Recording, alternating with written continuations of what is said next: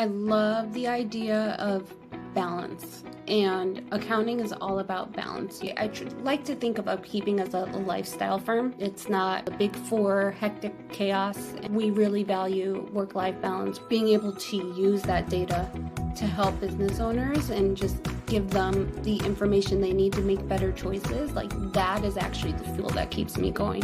If you have the entrepreneurial spirit within you, and really what that means, if you are able to see beyond.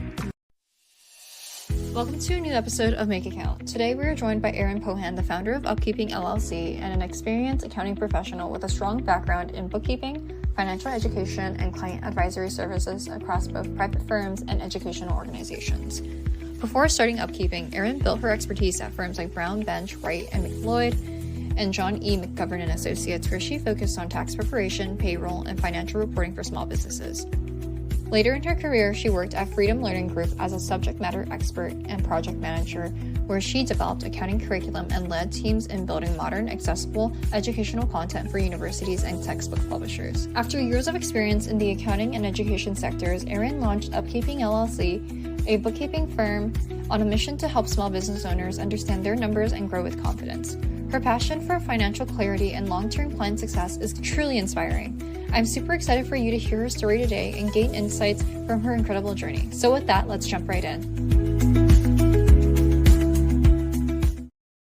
Hey Erin, welcome to the Make Account podcast. We're super excited to have you join today. Thank you, David. I'm so excited to be here. I remember when we first connected a few weeks ago, I remember leaving the call just super energized from talking to you and from your passion about accounting, finance, and taxes. I think it's just so energizing, and I can't wait for listeners to just learn from your incredible experience.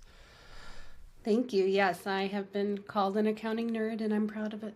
I get called that quite often as well. And yeah, that's something definitely super proud of. Well, I know about all your amazing experience super well, but maybe for the listeners, who is Erin and what's all the amazing things you do?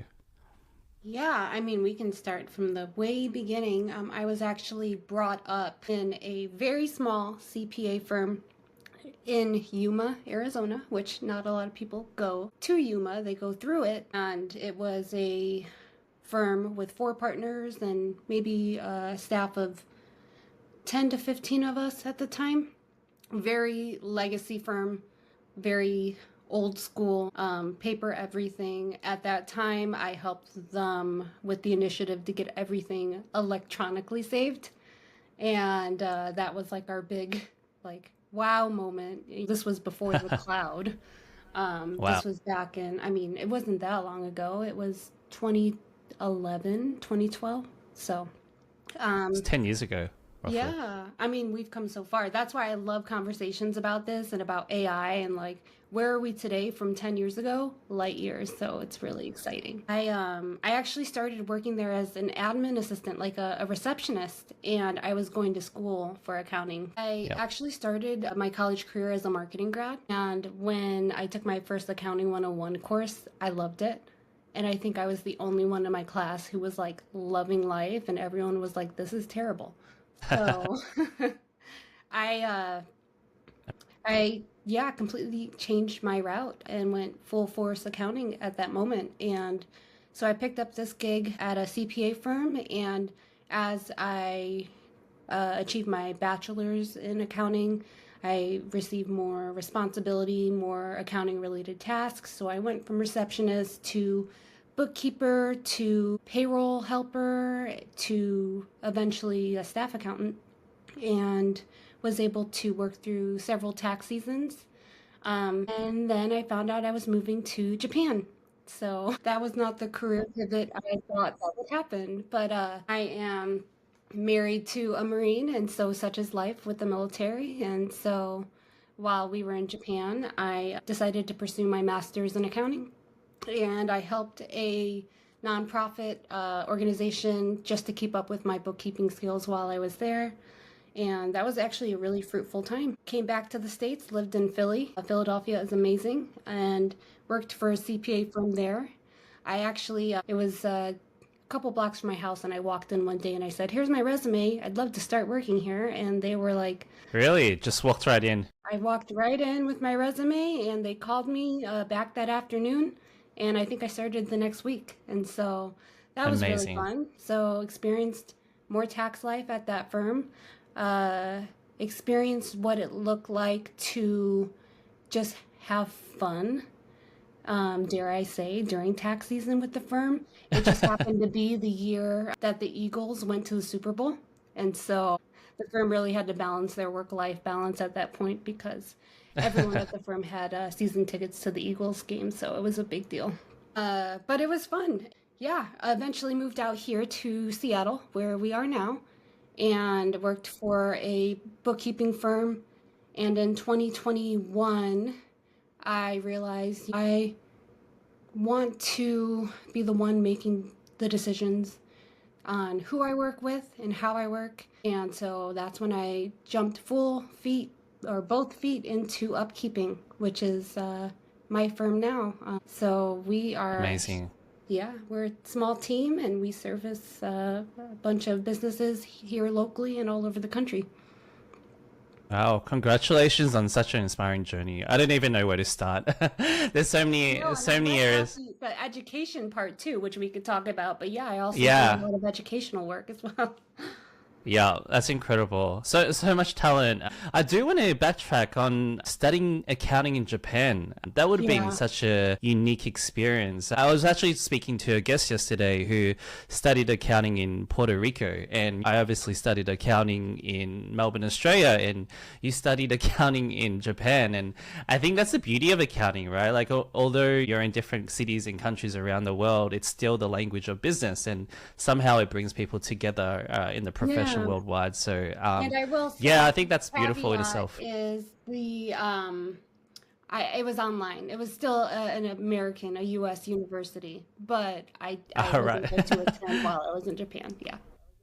Oh, makes sense. I thought you were learning in Japanese, like your debits and Oh, credits. that would be a whole other level. Yeah, no. I knew just enough Japanese to confuse our neighbors, and that's about it. Yeah. How was your experience living in Japan for a few years? Did you enjoy it?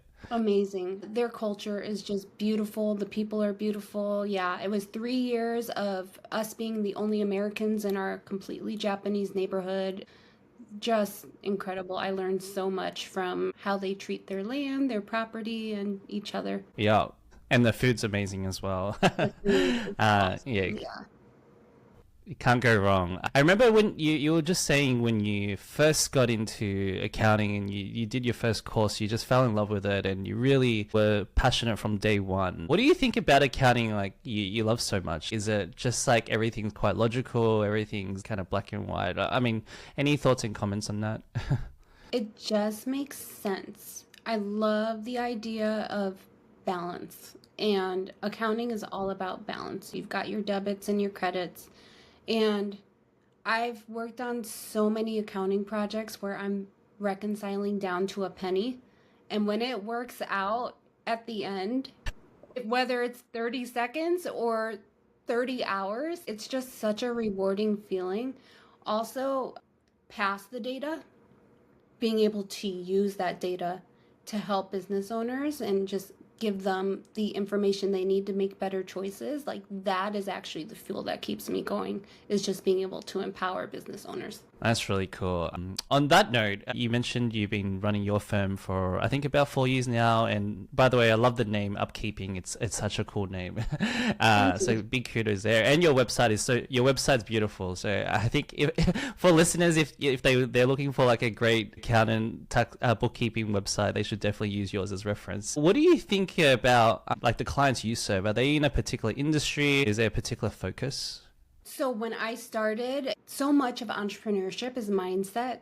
And so when I started, I was like, where am I going to get clients from? And so I had this moment where I was like, I'm going to take anyone who wants to work with me. And so 4 years in, we're still like weeding through like which clients actually bring us joy when we're working on them.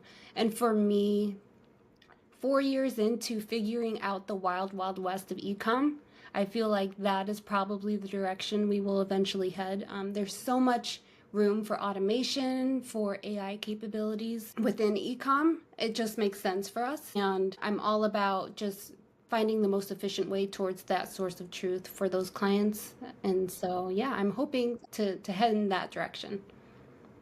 Yeah. Well, I'm sure you've been following just the boom of Shopify and all the Shopify stores now, and they're growing amazingly over the last 10 years. How are you finding these e-commerce businesses? Are they reaching out to you? Is it referrals? Have you thought about partnering with Shopify or a few of these e-commerce websites? Any thoughts on that? I have not. That's a great idea. At first, it was by chance. I was on platforms like Upwork, and they reached out to me.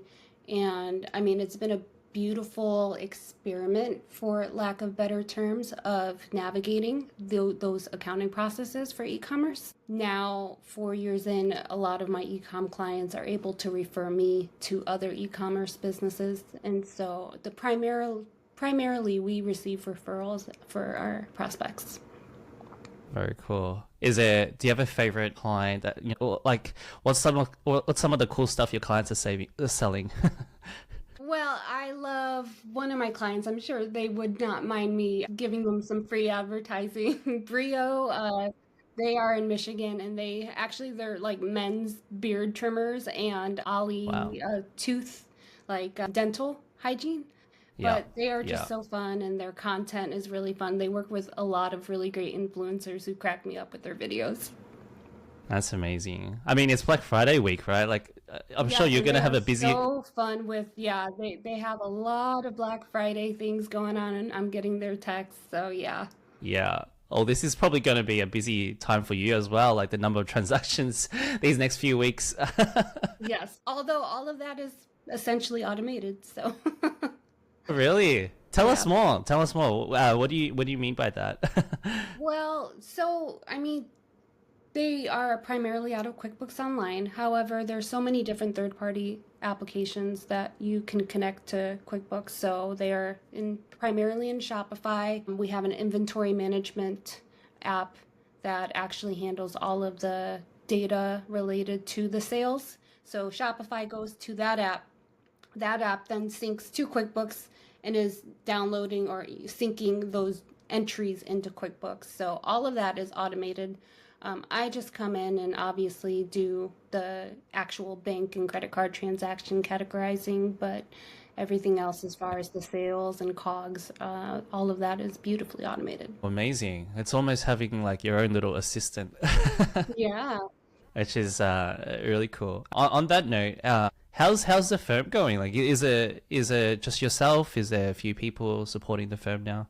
Yeah, we're figuring it out as we go. So we are a small team. Right now it's me, 3 part-time employees who are all local here in Washington. And then we actually brought on an intern from University of Washington this fall to give her some experience into what it's like to be in an accounting firm.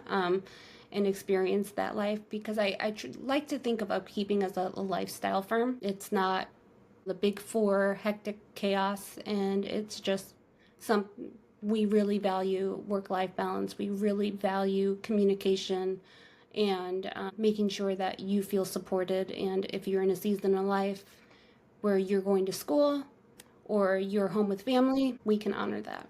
Incredible. I mean, I wish every leader was like you. You sound like super fun to work with, so that's really cool. I do want to maybe go on another topic. You mentioned earlier that you also worked on creating accounting courses, and I think there are a lot of accountants that obviously studied accounting, they practiced accounting in public practice, and then maybe sometimes private, but not many people can say they've created courses. Can you tell us more about that? Sounds super cool.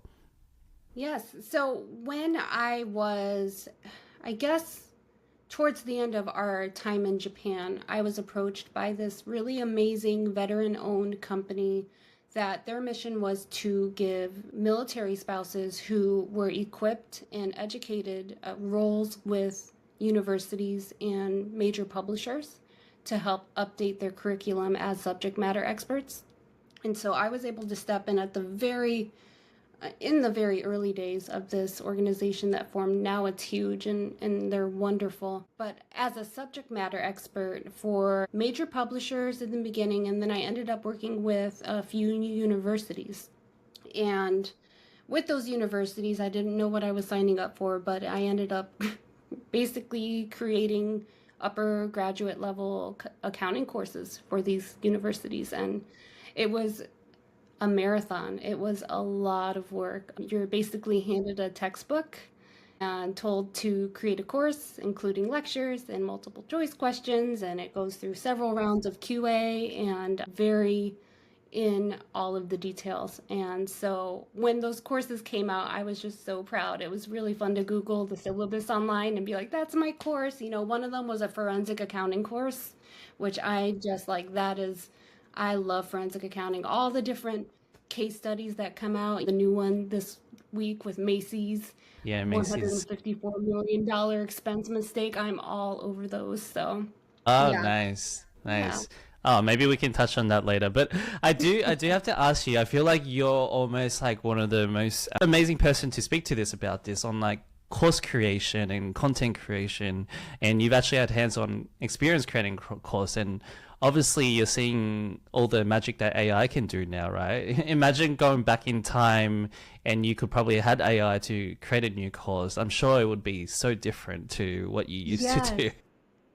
It comes with its complexities because I created a course as recent as this time last year. I was wrapping up a course for a university, and the issue I faced was knowing that AI exists. How can I create this course in a way that college students are not just going to go plug in the questions into AI, get their answers, and turn in an assignment? Like, I really wanted them to have critical thinking and formulate their own ideas and opinions.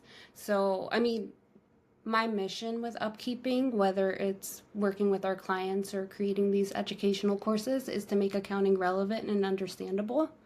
And for accounting students, like, that meant making sure that they take away something from these courses and not just reading 60 pages of black and white text, size 10 font. Yeah. Um, which was fun because then I got to incorporate a lot of like modern day things like podcasts. I listen to a lot of podcast content, and so pulling a relevant podcast episode on a case that the students are going to study was much more, I feel, valuable to them than having them read, content.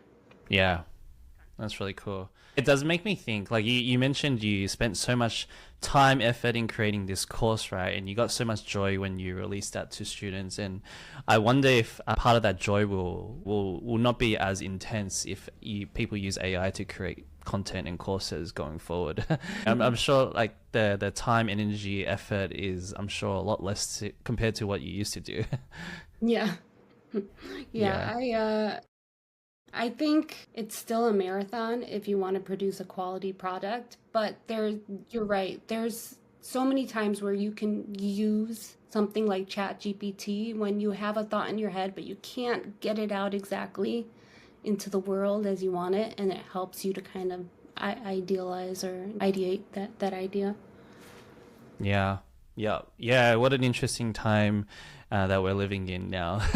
I do want to make me go on a bit of a tangent. I think I read somewhere one of your life goal or one of your goals is to make students or professionals understand owning a bookkeeping business is almost like an American dream. Tell me more. I mean, I resonate. I think accounting and bookkeeping is a beautiful industry to get into. But for the listeners, like, what does that mean to you? If you have the entrepreneurial spirit within you, and really what that means, if you are able to see beyond just the accounting tasks and you're willing to be the face of your business and not hide, behind the screen, there's so much opportunity for you to make more than what Google search will tell you the median or high salary is for your region. So I know you relate. We are in the Seattle area. It is expensive as heck to live here. And so for me, part of my mission with Upkeeping, it helps to support the fact that like it costs a lot. It's like $10 for a jar of spaghetti sauce over here. So I feel that it's just the accounting industry has always had this really like linear path right? Like you start at the bottom and you work your way towards being a partner of a firm. And it doesn't have to look that way for everyone. And you can be successful in so many different facets of the industry. Yeah, plus one. I mean, I left that senior accountant and I moved to the tech side and consulting side, and now I'm finding my feet back in the industry. And it's been I think it's been very inspiring for me to meet firm owners like yourself, just really, I guess, holding the flag and showing what accounting can be, how great it can be, which is really cool. Yeah, it's a lot of fun too. It is. It is. I mean, that's a great segue to my next question on part of your goals to make accounting sexy, cool, fun. How are some ways you're doing that? Or yeah, I'd love to hear more. Yeah, well, the biggest is I'm just bringing people together. So I guess before I can bring people together, I needed to study how people come together. So for the last 3 years, I've tried to make it to as many accounting conferences as my budget can afford, because those tickets are not cheap either. So this year especially, I went to Bridging the Gap, which was so monumental, and then Intuit Connect for my third time, and just really learned from those events what works well to bring people together. And then from that, I just received a lot of inspiration to bring people, and specifically women here in the accounting industry in Seattle and beyond, together. And so I'm planning a pro-ference in May of 2025 to do just that. And I think the idea there is we can make accounting fun when we come together and collaborate and maybe work out some of our mindset issues or growth issues together, and it doesn't have to be done alone.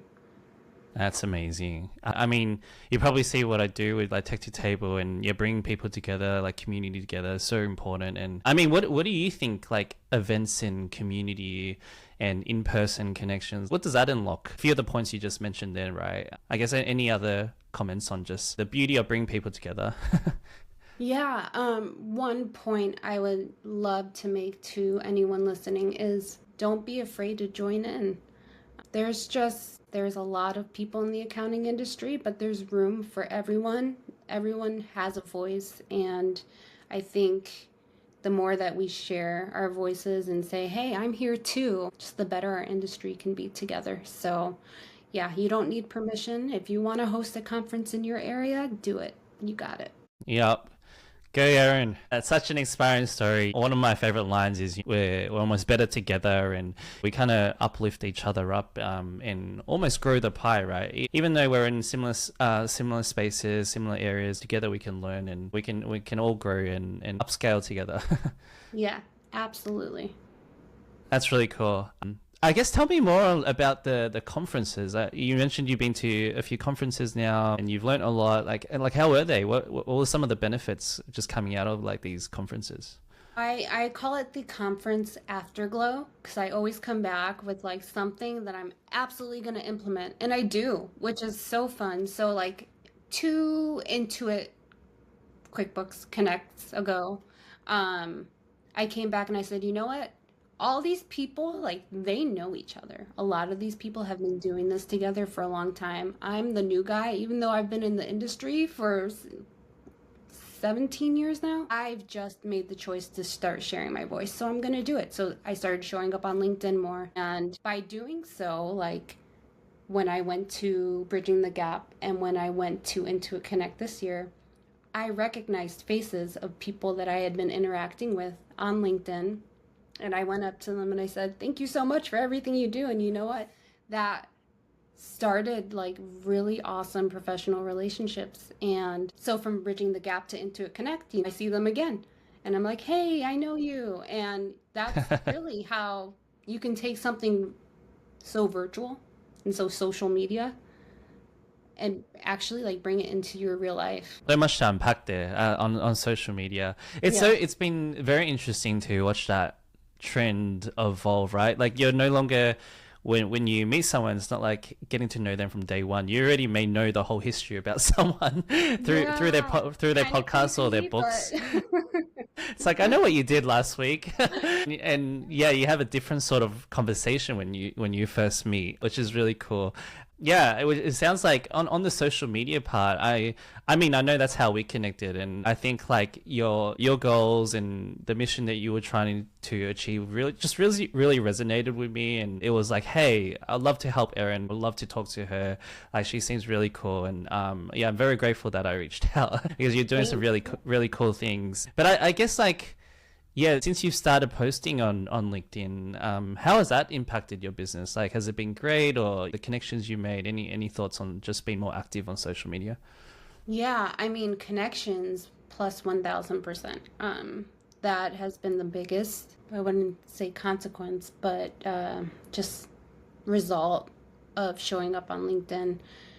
With that, what I love is just the butterfly effect of showing up, whether it's like in person to a networking event or online, because it just like over and over and over again, it's you do this one thing, which leads to this other thing, which leads to this, to this, to this, to this. And like I always say with like, especially in-person networking, the goal is never for me to go and get clients. The goal is to meet people, and the result is opportunities that might not come that day. They might not come tomorrow. It might be 2 years from that day. Yeah, it's just really fun to watch as I'm putting on this pro-ference in May.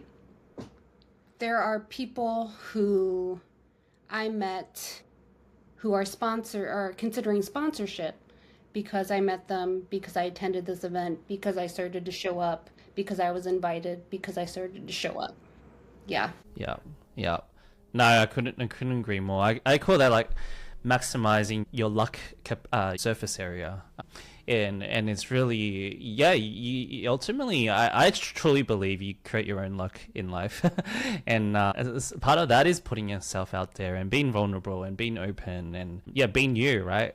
Yeah. Which is like, that is huge. You have to, I mean, the accounting industry is so, I learned a very hard lesson in year 2 to let go of perfectionism, but I've also gracefully learned the more I am me and true to myself, whether I'm going to be weird or crazy, like that's me. I'm going to attract my tribe and the people who are a joy to work with. perfect. Yeah, I feel like our profession has changed a lot. Like, no longer you need to show up in a suit in an office anymore, and you can just be whoever you like and be your true, authentic self, which is beautiful. Yes, it also makes it so much easier when we work from home. Yeah. Yeah, I agree. Maybe back on the social media topic, you mentioned LinkedIn. Have you tried other platforms? Yeah, so Instagram actually was my first platform, and I'm still there. And I actually have a super awesome hyper local following. And so I'm there few stories a week and post as, I have events or announcements. But LinkedIn is definitely my go-to now, just because I feel like I can connect with accounting professionals there. Instagram is more connecting with the business owners, and LinkedIn is connecting with the accounting community. Yeah. I love that you've worked out like where your audience are and the reasons for each platform. Yeah. It really resonates. Have you tried TikTok or anything like that for e-commerce businesses, or not really? Oh, I cannot introduce another platform. I think my family would be like, put your phone away. No. I know, and I want to say, is her name Natalie? She's on LinkedIn, and she's like the TikTok accountant guru, and like in her Oh, really? pink blazer, she's like awesome. So yeah, I think she's got TikTok covered for the entire industry. Who knows? Maybe 2025, you can launch something then. I'm looking forward to it. Cool. I know we've touched on like AI and tech a little bit, and you mentioned at the start how that's an area that you're passionate about, and how you're thinking about also growing your firm sustainably over time, and not like rushing into things and overspending here and there. How have you kind of adopt software and technology in your day-to-day and in your firm? There's specific tools that, or you mentioned earlier the Shopify plugin, which does a lot of amazing like automation there. But anything else that comes for top of our mind? firm, Our firm specifically, we use Keeper, which is awesome for task management. Keeper has saved my butt so many times on deadline days where I thought I did something and my little checkbox was not checked. So we love Keeper. We use, password management software even. The fact that I don't have to, when I have to remember a password, you might as well like block off 2 hours in my calendar because like all the work, all the loops you have to go through, all the recaptchas you have to really think too hard about. So, something as easy as like password management that just plugs it in and it's there and you don't have to think, or it automatically logs you in, saves so much of my time. Having been in QuickBooks for as long as I have now, because when I worked at that first CPA firm, I actually worked on this really big summer project where I migrated all of their clients from this super old clunky legacy system into QuickBooks Desktop. And so this was like this whole data migration, very manual process for dozens of clients. And that was when QuickBooks Online had just come out. So working primarily in QuickBooks Desktop, and then eventually starting the migration over into QuickBooks Online and dealing with all the quirkiness of those original migrations, and then watching it just adapt and just develop into what QuickBooks Online is today has been so awesome. It's been, I don't know, joyful maybe to see. There's so many different automations like in the banking features section, and they continue to improve it. So I think just QuickBooks alone, because that is where that's where I live. That's where I spend so much of my time for my clients. Just if those processes continue to automate and just become more efficient, that frees up my time to be able to spend communicating with my clients. Yeah, really cool. I know you mentioned you've done a lot of like moving customers from legacy systems to QuickBooks Online and implementing that. What are some learnings in making, like, helping clients transition? Is it a super painful process, or things you've learned along the journey? It's gotten so much better. I will say that. Data migrations now, especially from QuickBooks Desktop to QuickBooks Online, they're pretty much a breeze. I would say if you have payroll, good luck. That one, there's a lot of room for improvement. But you should always be able to receive support from whatever platform you are migrating into. So I know I can't think of a single platform where they do not offer you an onboarding experience. If you don't know if a platform has one, ask for like VIP treatment if they don't, and say, cool, I still want that opportunity. Yeah, I couldn't agree more. What have you? You seem like you've been a QuickBooks Power user for so long now, maybe more than 10 years. What are the interesting things that you've liked? What are some like developments over the years that you've really enjoyed, or what are some areas that they probably can improve on or they're currently missing? Yeah, I think so. Areas that I have enjoyed for a while, when you had a couple different accounts connected in QuickBooks and you had a transfer from checking to savings, they weren't talking to each other. Now QuickBooks like automatically paired. Don't even think about it. These match 100%. I appreciate that because in the past that got business owners in trouble so much with recording both entries twice. And same, especially on the revenue side, they would record revenue twice. So that capability has been one of my favorites. The other is in QuickBooks, there's this categorization history, and I love consistency. This might be the accounting nerd in me, but I love following what's been done historically. And so like there's this little link you click on for this vendor that you've plugged in. This is how all that vendor's transactions have been recorded to this account historically. And so it's really easy to be, because as we're jumping between the different clients, they might call their expense accounts different names. And so it's nice to remain consistent. Yeah. How about improvement areas or things that they could do better in?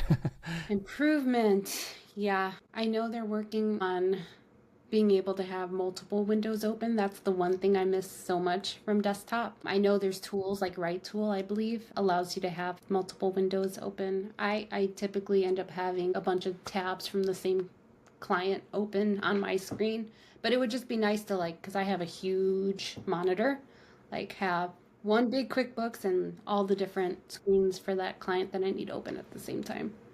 Nice, nice. Yeah.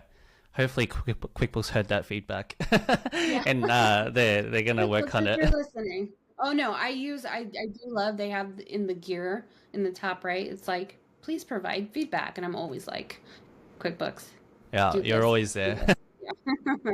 That's awesome. I know you mentioned earlier, like sometimes clients have chart of accounts differently and have their P&L and different naming.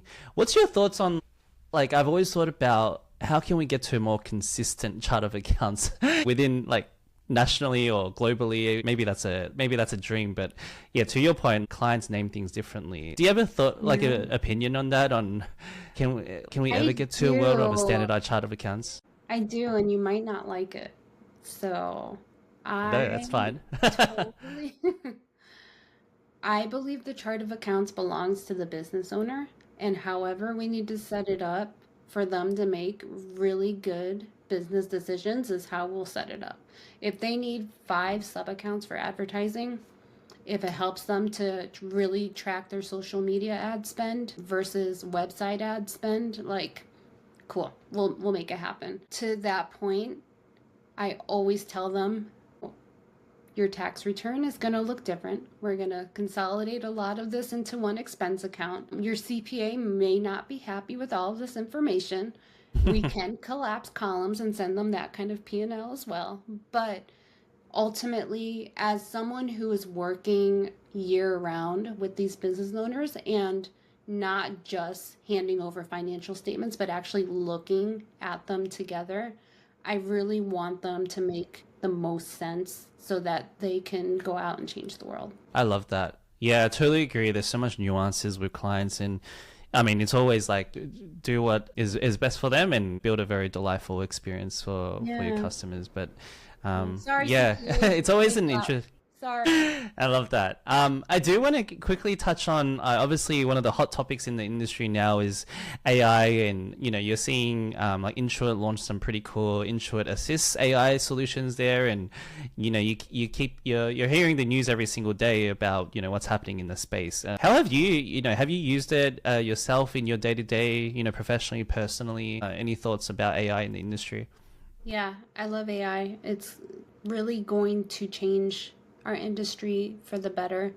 It's going to help us with the cyclical, mundane tasks so that we can be free to really move into more advisory level services for our clients. On a fun aspect for AI, I'm working with ChatGPT right now and have built out our operations manager named Coop, which is Ko. Yeah, you did tell me that. Yeah.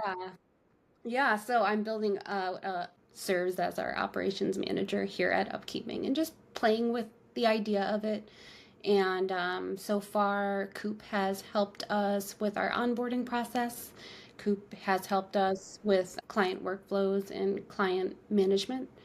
And I've got a lot of great plans for that. And Wow. we'll stay tuned. So it's almost like your operations manager slash some larger firms hire like a practice admin, right? Or like, and so it's almost like your own version, which is amazing.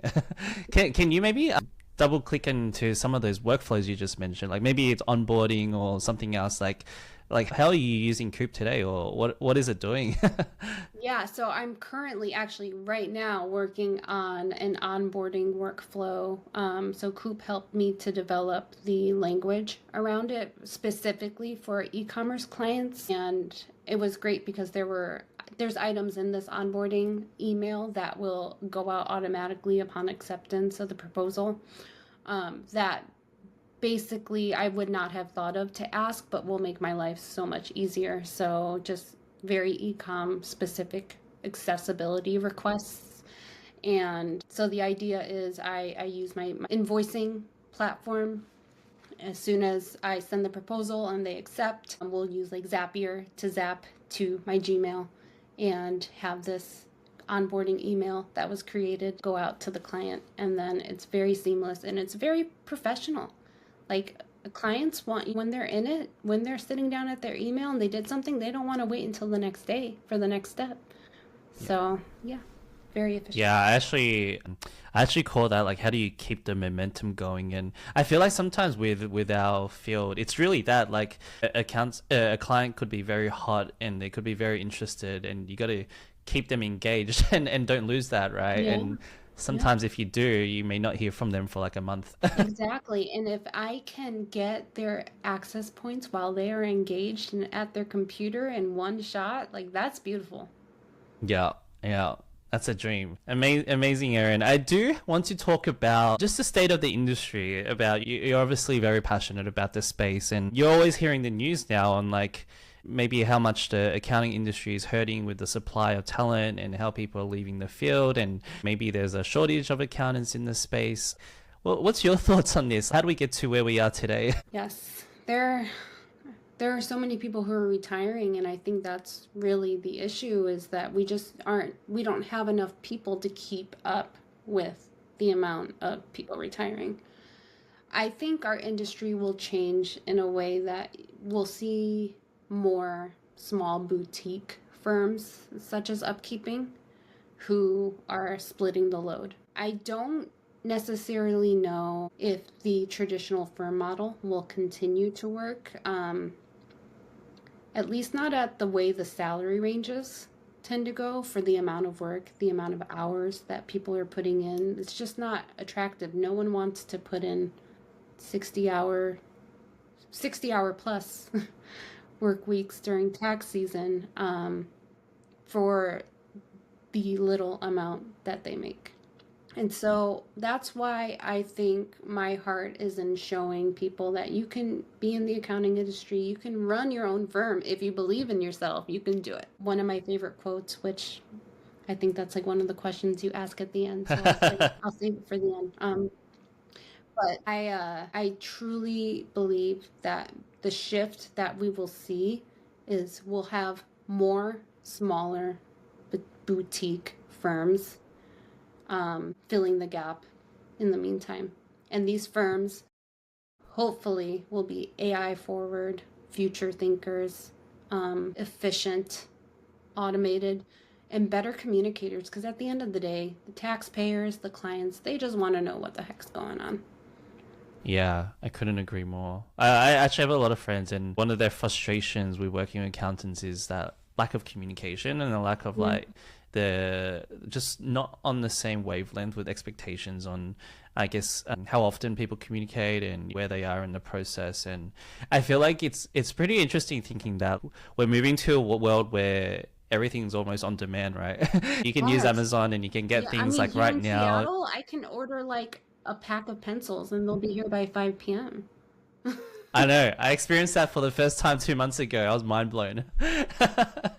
And I feel like some certain industries need to follow this trend of customer expectation now, where people are expecting things more real time. And I guess that's what the bar is now for high customer service.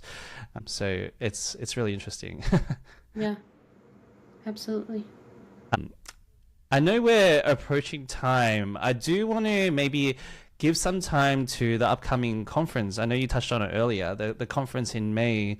I want to like learn more. Like, what's the goal? Who should attend? Love to hear more.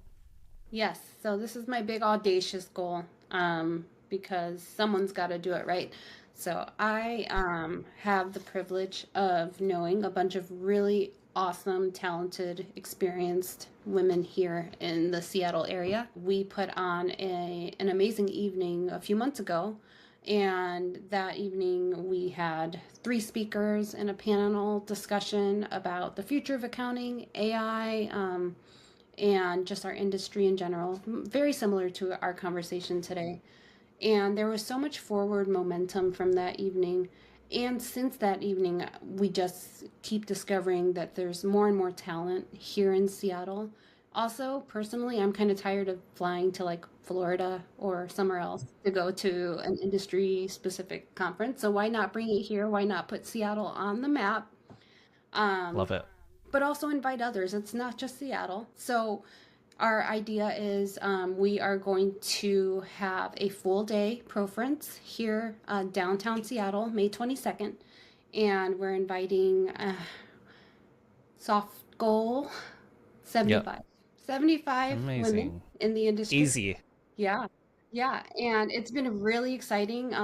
The feedback has been tremendous. We've got women all the way from California to Alaska interested in joining us, and sponsorship opportunities, which is so cool. I just love the accounting industry and the vendors who are just so participative and encouraging. And so, yeah, the goal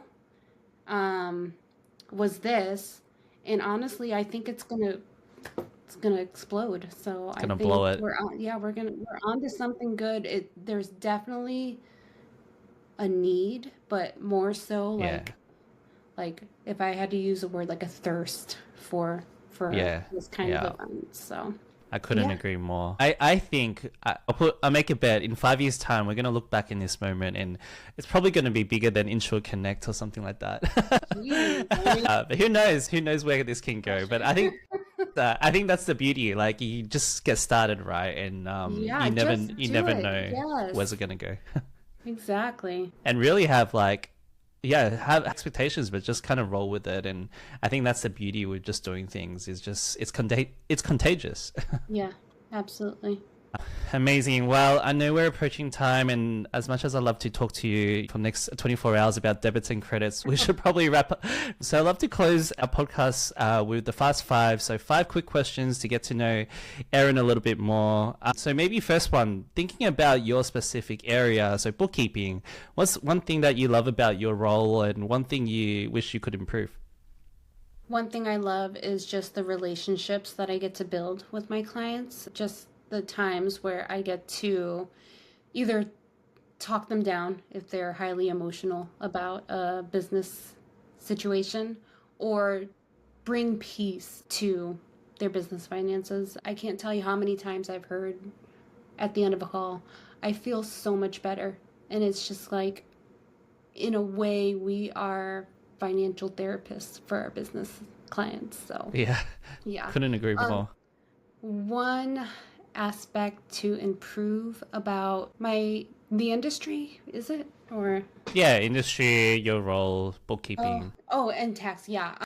Some of the tax laws are so antiquated, and then there's just like humans make things so much more complex than they need to be. Like the sales tax laws across states, those were created before e-commerce was really booming. I feel like there's got to be some kind of Change. reform to that. Yeah, for sure. It's just so not necessary. I mean, I moved from like Australia tax 6 years ago to US tax, and I have a tax background, and I find it confusing. Yeah, yeah, But yeah, Australia is like federal income tax, federal sales tax, and it's just a lot simpler. That's for lucky. sure. Yeah. Next question. I know we touched on it earlier, but like, just thinking about your day to day, or problems that you may be facing, or your clients may be facing. What's an interesting area that you think AI or technology can help with? Appliance AI. I was so excited to hear they created an AI bot that is a scam bot. And so it's an old lady scam bot that occupies the phone scammers on the phone. And genius. I heard that on the accounting podcast the other day. And I think in this age of security, like increased security measures, online security measures, I think there's a lot of opportunity for AI to come in and help keep things a little bit more safe. I mean, it can go the other way for sure, especially with open AI and making sure you're not sharing your client's data in that. But there's room for AI to come in and provide protection. Yeah, fraud protection. Yeah, I did a few hackathons last year, and it's just mind blowing how there could be like an AI that intersects a scam call and actually has a back and forth conversation with the scam call, and it's actually really. I've seen a demo of that, and it's really fascinating to watch that. Yeah, exciting and scary times ahead. That's for sure. Maybe on that note, looking forward, what kind of excites you about the most about the future of the industry? I'm all about community. So just learning from others, and watching others come together to make really awesome things for this community, whether it's tech, whether it's AI related. But I just think when we come together and we collaborate, there's just so much room for growth. I feel like a lot of this call, I feel like sometimes I'm talking to a mirror, because a lot of the things you say is like what I feel inside about community as well. And with the events and dinners I host, I sometimes just look at like the 20, 30 people I bring together in tech, and just the new friendships created, the new opportunities unlocked, and just the supportive community. I think that keeps me doing it, and it sounds like it's the same for you. Yeah, absolutely. Yeah, it's true value, it's true impact, which is incredible. Next question, and I know you touched on it earlier, but your favorite quote and mantra. What's something that you live by and you try to follow every day? So right now, it is, I would rather be underestimated than insecure. And so that is doing this pro-ference in May, showing up on LinkedIn, running my own business. I feel very lucky. I feel protected from the idea of imposter syndrome, but that mantra just gets me through. Yeah. So simple yet so powerful, and I think that you're showing up every day, and I think people see that. I see it, and I think it's very inspiring to see that. Lastly, just a fun one, like what do you need help with right now? How can listeners be helpful to you? Connect with me on LinkedIn. I'd love to hear from you. I'd love to learn about you. If you want to attend a pro-ference in Seattle in May, come join us. We'd love to have you. And other than that, I just love to stay connected and learn from others. Amazing. Erin, I think you're one of a kind accountant. I think your passion for the space is super infectious, and I think the industry is grateful to have you. So thank you so much for your time today. I learned a lot, and I'm sure the listeners learned a lot as well. Thanks for having me, David. You're awesome. Thank you, Erin. We'll talk soon. Thanks, everyone. Bye. Bye. Thank you for listening to another episode of Make It Count. We hope you found it valuable and entertaining. If you enjoyed the episode, please support us by subscribing to our Spotify, Apple Podcasts, or YouTube channels. Please also give us a rating or leave a review to help us reach more listeners. We'll see you in the next episode for more incredible conversations with accounting, finance, and tax leaders around the world.